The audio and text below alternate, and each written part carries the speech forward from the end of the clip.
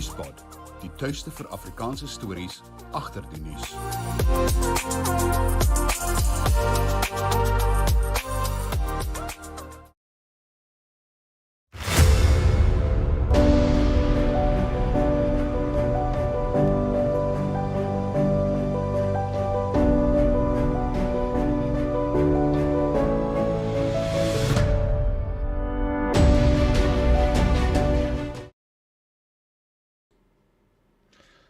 Goeiemôre en baie welkom by Stroomop. Ek is toe nou nie so laat as wat ek gedink het nie, ek selfs 'n bietjie vroeër. Stroomop, Dinsdag die 4de Oktober. Ek is so 'n paar minute laat, vir die wat nie weet nie, ek moes gou my dogter gaan aflaai. Sy is op pad terug Pretoria toe. Ek het haar daar by Citybak gaan aflaai. Julle moet onthou om met Citybak te ry. As julle tussen Pretoria, Johannesburg en Nelspruit wil ry, maar ek sien hulle gaan ook Durban toe. En ander plekke, Potchefstroom en sovoort, so dis nie net, hulle ry ver, en baie betroubare pendeldiens, wat jy kan gebruik, en regtig baie billik. As ek reg onthou, dan is die prys hier tussen Nelspruit en Pretoria, dink ek is R520 man, kos so net oor die R1000 heen en weer. En as jy nou dink, as ek met my bakkie Pretoria toe ry, dan kos dit my hier by die R2000 om vol te maak. Dit kos jou paar R100 vir die tolhekke heen en weer, en dan sit nou nog die slytasie op die voertuig, die ongemak van om te ry, want hier ry ongelooflik baie trokke tussen Gauteng en Nelspruit. Ongelooflik baie. Dis baie keer 'n vreeslike frustrasie om Schoemanskloof deur te kom, maar selfs die ander pad ook, is altyd 'n frustrasie, want dis trokke voor jou.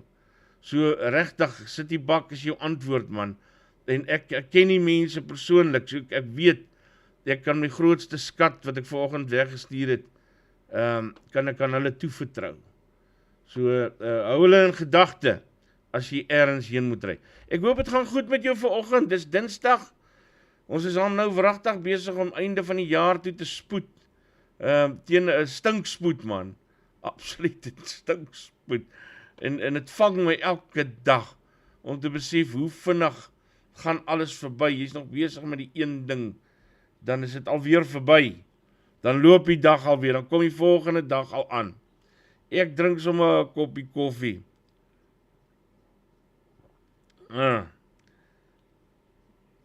Kapteinse moer op hierdie dag man. Baie welkom. Ek dink ons kan maar aangaan nuus toe. Dit lyk vir my of ons al 'n groot groepie by mekaar is wat saamkom vir die nuus. Kom ons gaan kyk wat staan in vandag se koerante. En dan gesels ons 'n bietjie daaroor.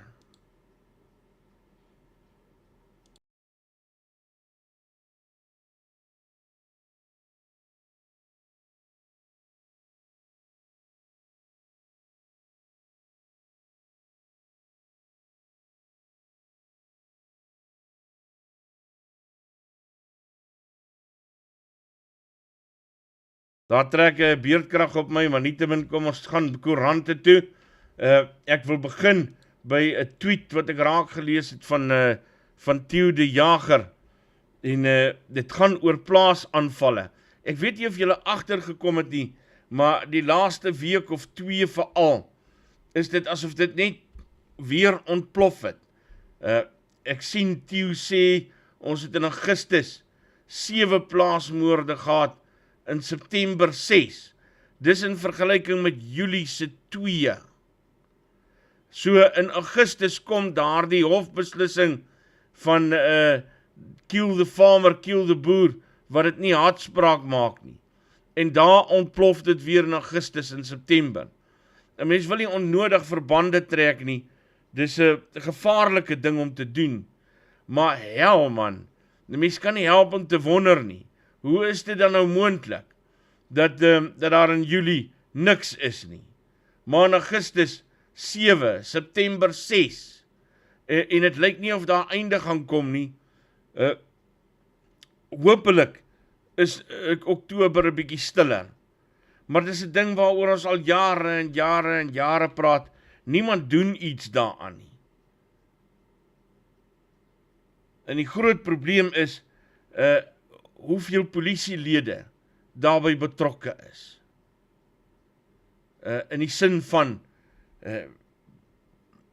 organisasie en sovoorts. Mens wil nie 'n polisieman onnodig beskuldig nie, maar dit is nou al so bewys, dat van die polisiemanne op die platteland, by baie van die misdaadsyndikaate, wat op die platteland funksioneer, betrokke is, dat sommige van hulle selfs aan die hoof staan van sulke syndikaate, en hulle selfs beheer en kontroleer. En dis 'n ding wat vir mens vreeslik bang maak, is die feit dat jy in 'n land bly, waar jy waarskynlik, wanneer jy by 'n verkeerslig stop, banger is vir die polisieman, wat langs jou kom stop het, as die moontlikheid van 'n motorkaper. Want mens weet nie wat hierdie ou in sy uniform tot in staat is nie. Mens weet nie aan wie se kant hy is nie. Ek sê dit baie, ek weet, daar is goeie polisiebeamptes, maar dis ongelukkig die probleem. Dit moet omgedraai wees. Ons moet kan sê, daar is ongelukkig slegte polisiebeamptes, terwyl die meeste van hulle goed is. Op die oomblik is die probleem omgedraai. Maar net om mense aandag weer te vestig op die verskynsel van plaasmoorde, dis regtig 'n ernstige probleem, hoe die hof enigsins tot so uitspraak kon kom, gaan my nog steeds te bowe. Ek weet nie. Ek kan dit nie verduidelik nie, ek kan geen rasionaal daarin sien nie, ek kan nie eintlik die regsbeginsels daar agter sien nie. Ek weet iemand het ander dag mooi beduie waaroor die regsbeginsels gaan, maar dit is nie iets wat my oortuig nie. Ek kan nie dink, hoe kan so 'n uitspraak dan nou nie as skadelik beskou word nie. Terwyl ander woorde wat minder skade veroorsaak, onmiddellik deur die Menseregte Kommissie ondersoek word, onmiddellik vasgevat word, onmiddellik op toegesak word. Nee, dis iets wat my regtig te bowe gaan, ek verstaan dit glad nie. Dis ondenkbaar, dat dit reg kan wees. 'n tweet van Theo de Jager van Saai, wat so 'n bietjie die aandag vestig op plaasmoorde. Ek wil vanoggend verder gesels, so 'n bietjie fokus op wat aan het gebeure is in Rusland en Oekraïne. Dis iets waaroor ons lanklaas gesels het, en ek moet bieg iets waaroor ek senuagtig is om te gesels, want dit is 'n geweldig verdelende onderwerp. Dis iets wat onmiddellik reaksie ontlok, en onmiddellik skerp reaksie ontlok, van watter kant jy ook al nou kom. As jy pro-Rusland is, dan sal mense jou onmiddellik beskuldig daarvan, dat jy 'n menseregte skender is, en dat jy moord goedkeur, en menseregte skendings goedkeur. En as jy pro-Oekraïne is, dan word jy beskuldig daarvan dat jy die waarheid ontken, en dat jy in 'n post-waarheid bestel wil lewe, waarin die waarheid dan nou ontken word. So dis 'n verskriklike moeilike ding om oor te gesels, sonder om op 'n manier tweespel te veroorsaak. Ek probeer dit op die veiligste manier doen, want ek probeer regtig so objektief as moontlik daarna kyk. So ek het verskeie nuusbronne gaan raadpleeg vanoggend, spesifiek oor die Rusland Oekraïne saak, net om het vanuit verskillende hoeke uit te bekyk.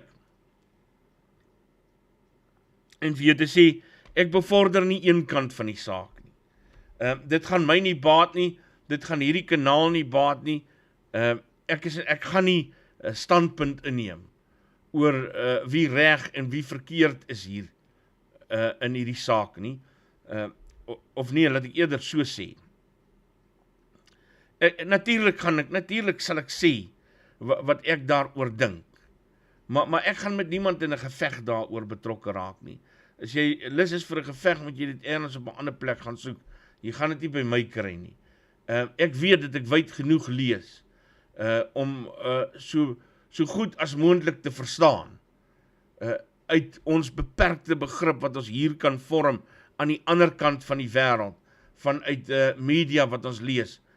Dis maar die beste bron wat ons op die oomblik het. Kontak wat ons dalk per ongeluk met mense aan daai kant het.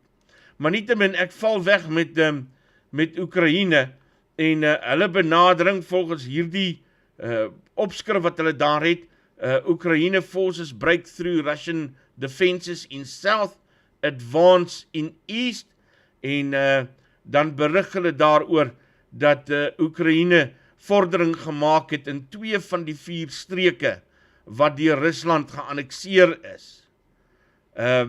Retaking of the strategic hub of Liman improves access to the Donbass. En dan is daar ook Elon Musk se voorstel hoe om die oorlog te beëindig. En dit word natuurlik skerp deur Oekraïne veroordeel. Maar die berig handel dan daaroor dat die Oekraïense magte het deur Rusland se verdediging gebreek in die suide van die land, while expanding their rapid offensive in the east, seizing back more territory in areas annexed by Moscow and threatening supply lines for Russian troops. Making their biggest breakthrough in the south since the war began, Ukrainian forces recaptured several villages in an advance along the strategic Dnipro River on Monday, Ukrainian officials and a Russian installed leader in the area said. Dis Reuters se benadering. Ek is gewoonlik gemaklik met Reuters se beriggewing. Ek dink dit is een van jou meer objektiewe, neutrale nuusagentskappe in die wêreld. So ek plaas dan hierdie berig van hulle op grond daarvan hier. Julle kan dit gaan soek. Reuters, en die meeste van hulle goed is gratis om te lees. Jy kry gratis toegang daartoe, tensy jy dit dan nou vir besigheid wil gebruik. Kan jy dit gratis lees. Dan is daar 'n berig uit New York Times. Ek weet New York Times is 'n bietjie van 'n meer, dis 'n understatement, dis 'n meer liberale publikasie. En die opskrif daar, Russia's small nuclear arms, a risky option for Putin and Ukraine alike. President Vladimir Putin of Russia has 2,000 small nuclear weapons, but their utility on the battlefield may not be worth the longer-term costs. En die berig gaan dan daaroor dat, soos hulle dit stel, for all his threats to fire tactical nuclear arms at Ukrainian targets, Putin of Russia is now discovering what the United States itself concluded years ago. American officials suspect small nuclear weapons are hard to use, harder to control, and a far better weapon of terror and intimidation than a weapon of war. Analysts inside and outside the government who have tried to game out Mr. Putin's threats have come to doubt how useful such arms, delivered in an artillery shell or thrown in the back of a truck, would be in advancing his objectives. Dit is New York Times wat daaroor berig. Dan Associated Press, nog 'n ander agentskap wat ek dink in die algemeen redelik neutraal en objektief is. Hulle opskrif vanoggend, maar dis eintlik al van gister af, ons wag nog vir die nuwe opskrifte. Ukraine claws back more territory, Russia is trying to absorb. Ukrainian forces scored more gains in the counter-offensive across at least 2 fronts on Monday, advancing in the very areas that Russia is trying to absorb and challenging Moscow's effort to engage fresh troops and its threats to defend incorporated areas by all means.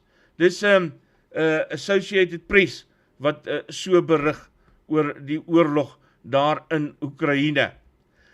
Hier's ook 'n berig uit The Spectator uit, wat gaan oor die geskiedenis van taal in Oekraïne.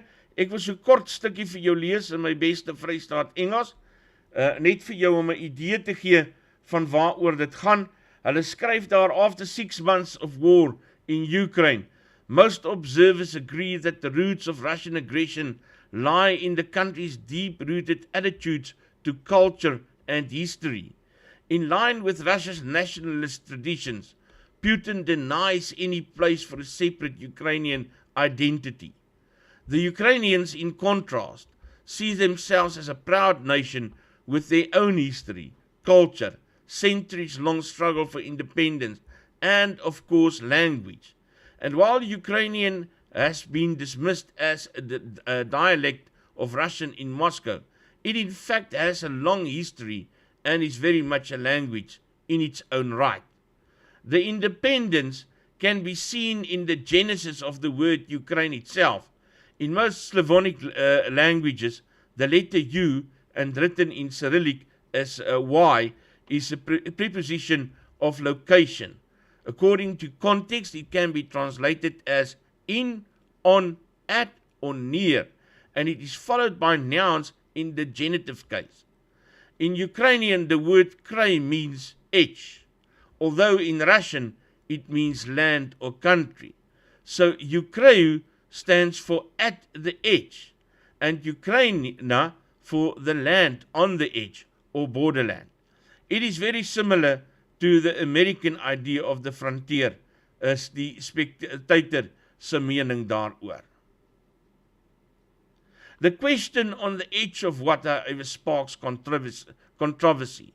One answer, since the term first appears in medieval times, when Ukraine lay within the Jagiellonian, ek hoop is reg, realms of Poland-Lithuania, would be the borderland of Poland-Lithuania. Others might say that Ukraine was the edge of Christendom, or possibly of civilized settlement before the endless steppe. Russians think that Ukraine is the borderland of Russia. Dis the Spectator wat so daaroor skryf. En Henk Swanevelder vra 'n interessante vraag hieroor. Ek wil nou daaroor gesels. Henk, want dis iets waaroor ek ook wonder. Dan Russia Today, obviously, weet ons wat 'n kant toe hulle leen, maar net om vir onsself so bietjie van 'n groter prentjie te skets. En dan berig hulle oor NATO. NATO in the horns of a dilemma after former Ukrainian regions vote to join Russia. Moscow is flipping the bloc's script by moving to absorb Kiev's lost lands, thus switching the fight to its own turf. So hier kan julle onmiddellik sien en hoor hoe die trant verander, hoe die inhoud verander, hoe die uitkyk verander. En die artikel word geskryf deur Scott Ritter, wat daarop aanspraak maak dat hy 'n voormalige US Marine Corps intelligence officer is, en ook die skrywer van Disarmament in the Time of Perestroika, Arms Control and the End of the Soviet Union. He served in the Soviet Union as an inspector implementing the INF Treaty in General Schwarzkopf's staff during the Gulf War, and from 1991 to 1998 as a UN weapons inspector.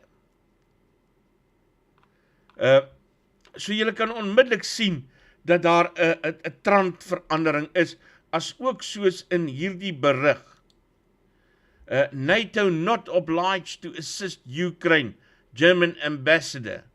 Berlin's envoy to the military bloc clarifies that NATO won't actively fight for a non-member state.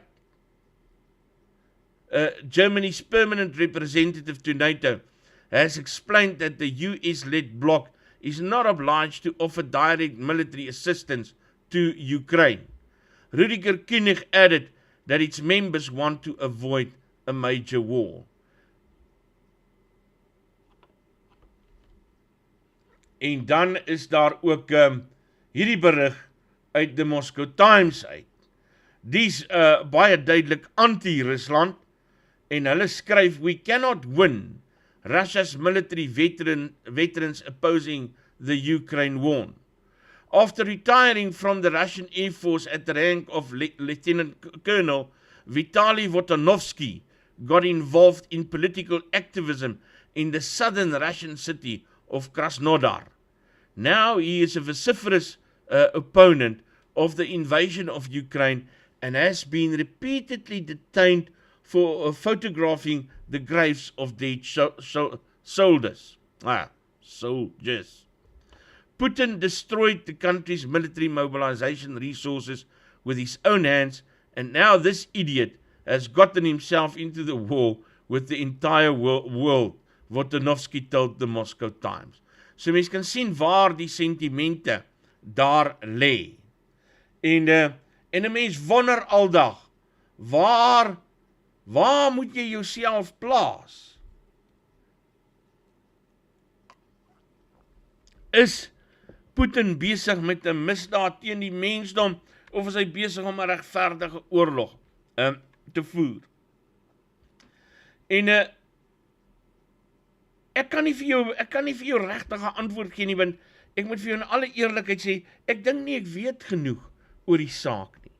Wat ek wel kan sê vanuit my beskouing van hierdie saak deur middel van koerantberigte uit verskillende publikasies uit, is dat in my westerse mindset sukkel ek om die konsep van oorlog te ondersteun, veral wanneer dit gepaard gaan met die doodmaak van onskuldige burgers, veral wanneer dit gepaard gaan met die vernietiging, soos wat tans op die oomblik aan die gang is. Veral wanneer dit gepaard gaan met wat op die oog af blyk te wees, imperialisme drang. Dan sukkel my westerse mindset om dit te verstaan. En goed te kan praat. Wat ek wel ook aan die ander kant raak sien, en dis waar Henk Swanevelder se vraag inkom, wat my net dronk slaan, skryf hy, hoe kan Oekraïne so lank weerstand bied teen die magtige Rusland? Is Rusland nie so magtig nie, of word Oekraïne versterk en ondersteun, of is daar 'n ander storie hier agter? En ek dink dis die groot vraag wat almal vra wat na hierdie saak kyk, Henk. En dit lyk vir my tans op die oomblik of Oekraïne versterk en ondersteun kan word. So ek dink dis 'n bietjie van beide. Rusland is nie so groot en magtig nie, maar die feit dat Oekraïne versterk word deur westerse wapens sê vir my, hierdie ding word ook verder uitgerek, as gevolg van die weste se betrokkenheid hierby. Maar nou is daar ook 'n stuk skynheiligheid aan die manier hoe die weste hierdie ding hanteer vir my, en dit lê 'n klompie swakhede, voete van klei aan die weste se kant bloot, waarmee ek op 'n persoonlike vlak ook nie meer gelukkig is nie, of oorgelukkig is nie. Iets wat aan my sin vir geregtigheid kom karring, en sê, maar hoe kan dit reg wees? Nou sit 'n mens met die kwessie, dat 'n mens baie maklik, soos wat talle van ons kykers hier op Stroomop maak, dat 'n mens baie maklik meegevoer kan raak, en dan besluit, ja, maar Rusland is reg, ons staan by Rusland, Putin die sterk man, hy vat die weste aan. En dis nou goed. Maar die weste is skynheilig, en die weste doen verkeerd, en die weste doen nie reg nie, en daarom moet ons aan Putin se kant wees. En hoewel ek baie kritiek het teenoor die weste se hantering van hierdie saak, weet ek nie, en is ek ongemaklik met die idee daarvan, om te sê ek steun 'n Putin, en die manier hoe hy dinge doen, as ek kyk na wat besig is om in Oekraïne te gebeur.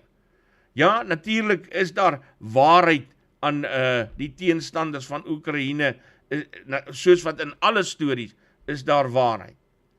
Maar op die oomblik ly mense skade wat nie veronderstel is om skade te ly in hierdie hele proses nie. En dan wonder ek nog steeds watter kant toe nou. Is ons beter af sonder die weste? Is ons beter af met iemand soos Putin? Ek weet nie,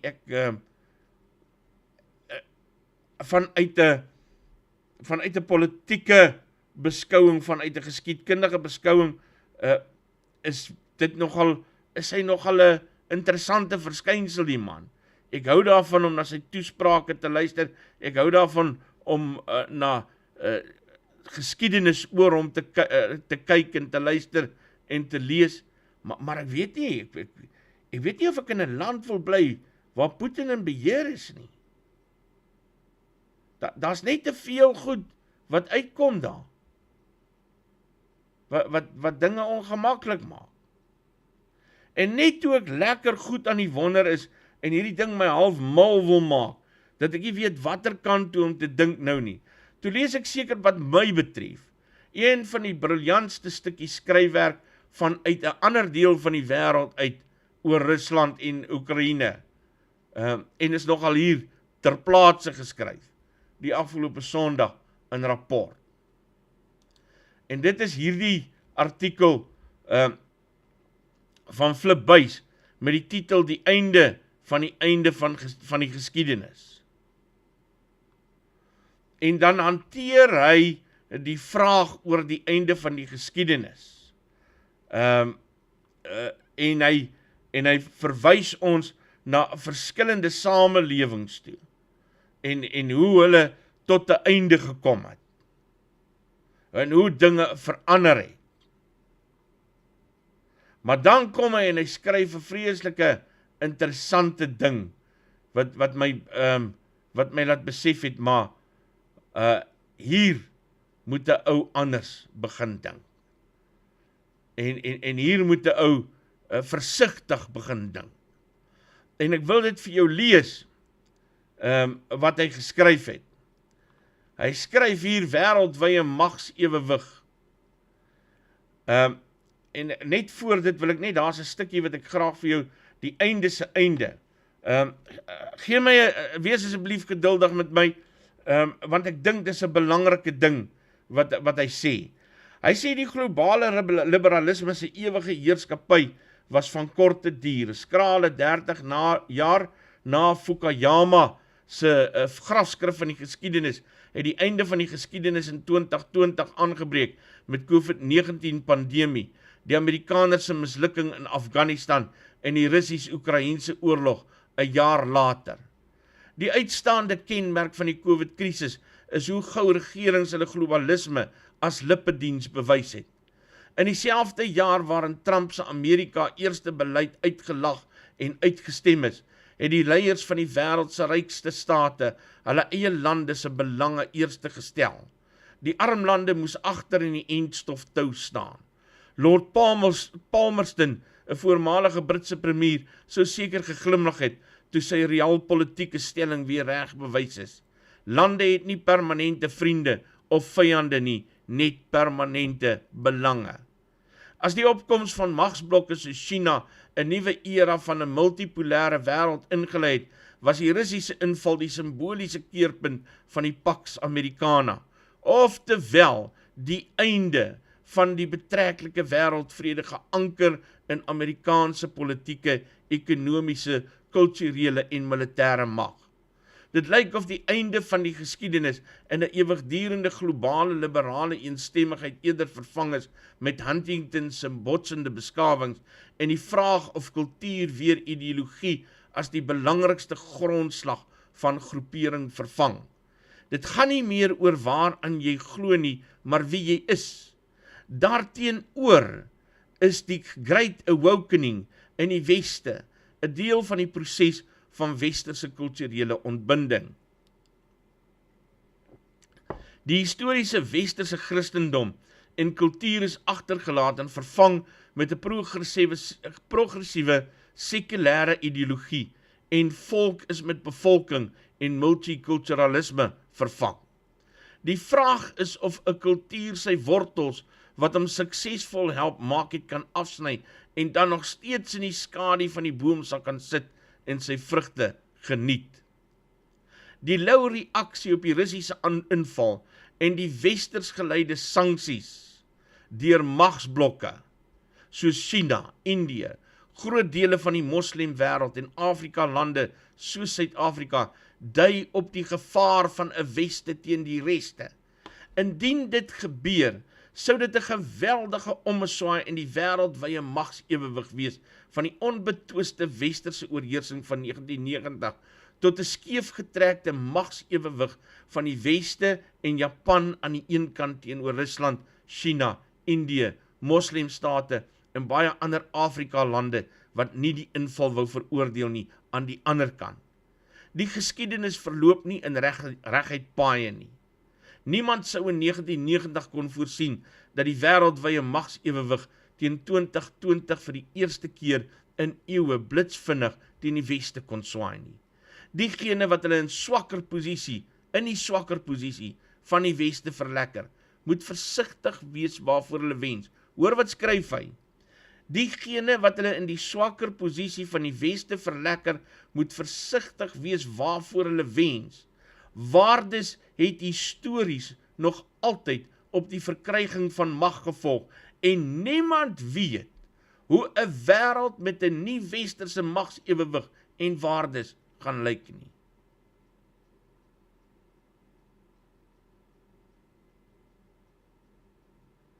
Mense, dit is 'n geweldige belangrike ding wat hy sê.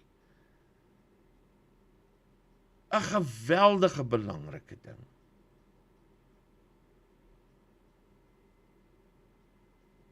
Ja, die Weste het foute gemaak. Ja, die Weste is besig om hulle eie belange te dien. Ja, die Weste neek in baie opsigte op. Maar hel, ons mag het sê. Ons mag daarteen beklei. Ons mag 'n Nuuspod hê. Die Russe mag het nie hê nie. Die Chinese mag het nie hê nie.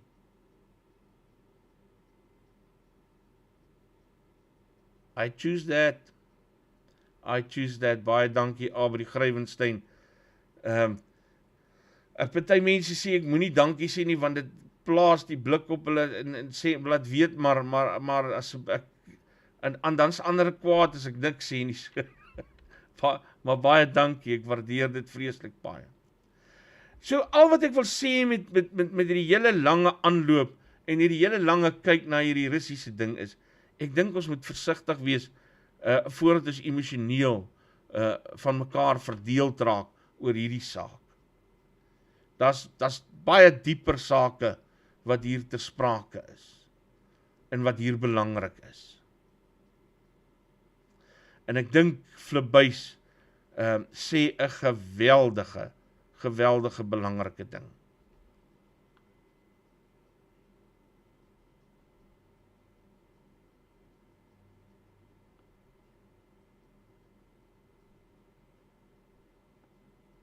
Niemand van ons weet hoe 'n wêreld met 'n nie westerse magsewewig en waardes gaan lyk nie.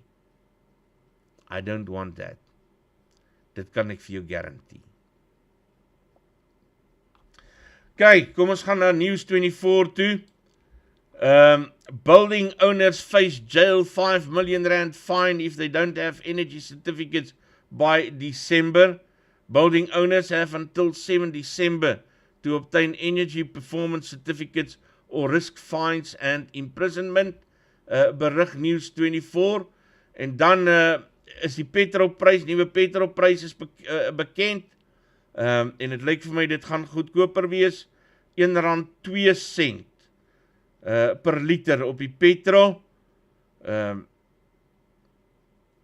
dis van 95 unleaded, en 93 will be 89 cents cheaper. En dan is diesel 10 cent en 15 cent per liter duurder. So is bietjie goeie nuus vir die petrolverbruikers, effen slegte nuus vir die dieselverbruikers. Koalisies, die kry swaar in Suid-Afrika, Nuus24 wat berig, Zille denounces Action SA's claims of rift between DA leaders and former Joburg mayor. Action SA blamed the DA for the coalition's loss of Johannesburg. Action SA alleged that Mpopolazi had begged the national leaders to allow for a compromise to save the city from a power grab, but the request was denied. The DA's Helen Zille says Action SA's claims are not true. Hierdie geveg tussen die DA en Action SA gaan vir ons nog tot baie groot skade lei. En nou moet die DA maar vir 'n mens vies wees as 'n mens kritiek teen hulle lewer, maar regtig waar. Hier is probleme aan die kom. Omdat Action SA en die DA nie hulle persoonlike egos, hulle persoonlike verskille agterweë kan laat nie en op die politiek konsentreer nie. Dis alles persoonlik gedrewe. Laat ek dit nou vir jou sê, ek is oortuig daarvan. Dis alles persoonlik gedrewe. As hulle dit uit die pad uit kan kry, dan behoort die politieke verskille tussen die twee partye minimaal te wees. Minimaal, om die waarheid te sê, man, jy kan die twee partye so bo op mekaar gaan plak, en jy gaan amper nie die verskil agterkom nie, behalwe vir die ondersteuners taal, die kiesers wat hulle ondersteun. Ek dink regtig, die DA-leiding moet maar regtig, en Action SA, die persoonlike fetus tussen die politici van die verskillende partye is besig om koalisies wat ons enigste hoop teen die ANC is, indien daar enige hoop is. In elk geval op risiko te plaas. Nog een stukkie nuus uit Nuus24 uit, en dis dat koning Charles vir president Cyril Ramaphosa genooi het vir 'n staatsbesoek. King Charles III inviting President Cyril Ramaphosa as the first statesman to Buckingham Palace under the new king's reign is a vote of confidence for South Africa's important and influential voice in regional and global affairs. For sucks.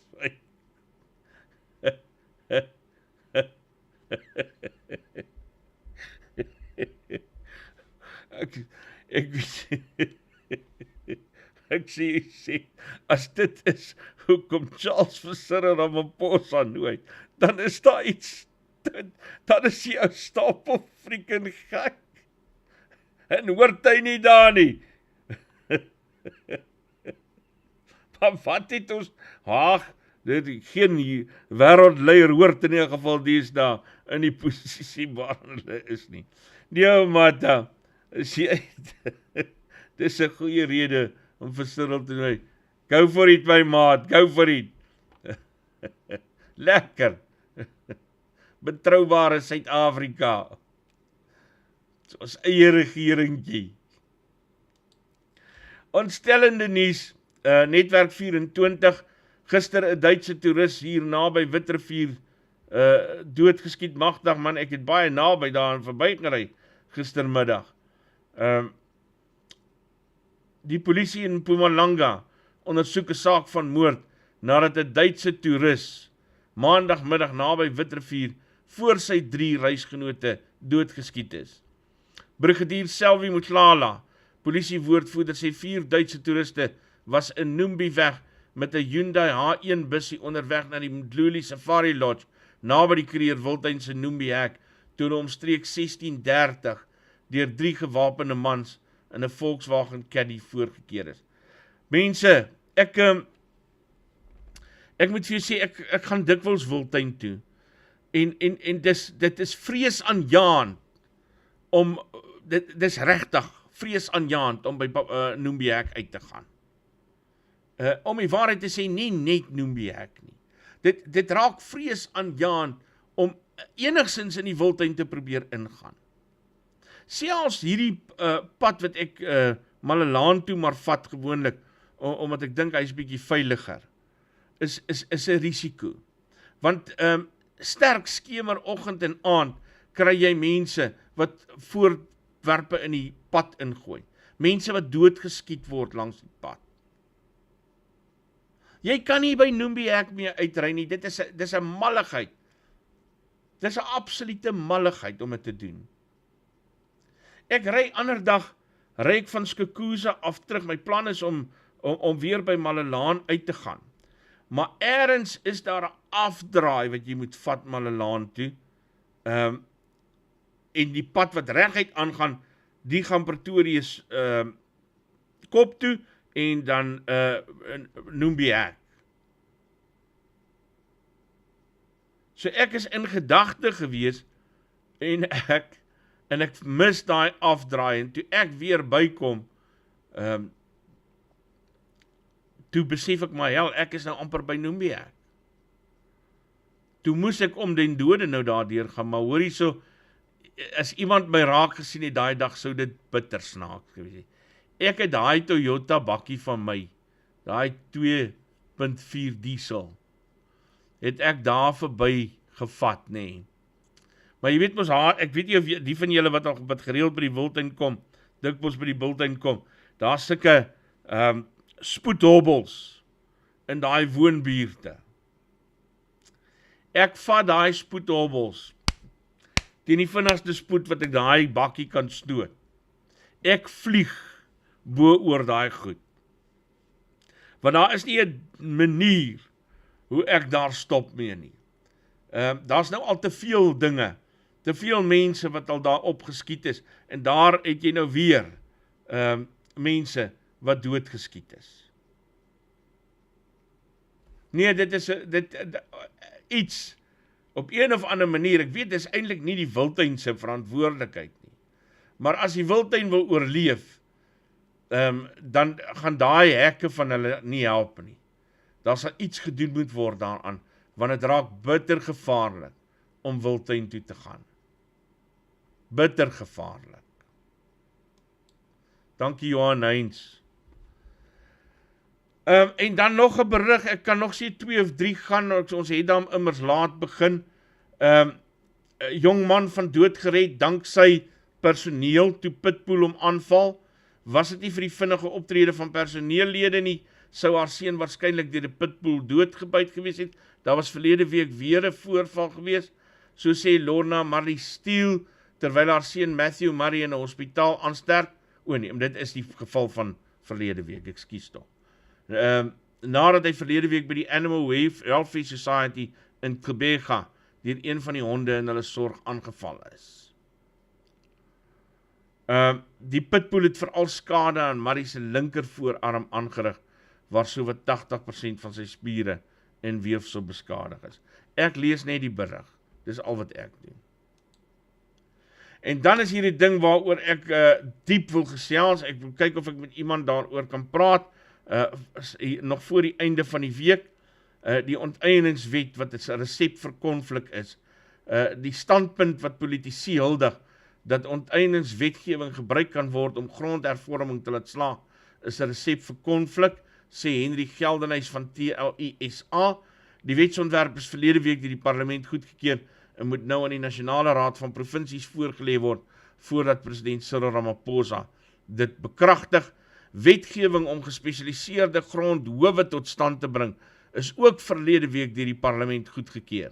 Die onteieningswetsontwerp wat onteiening sonder vergoeding moontlik maak, is deur die Departement van Openbare Werke en infrastruktuur opgestel.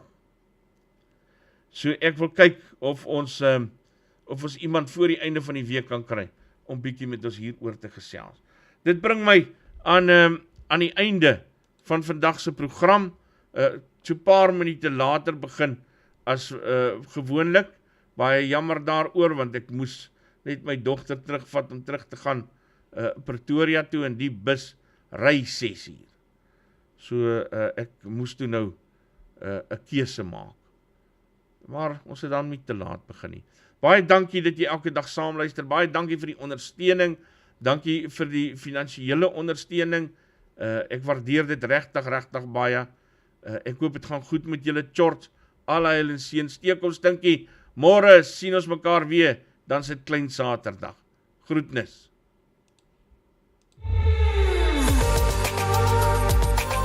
Nuuspod, die tuiste vir Afrikaanse stories agter die nuus.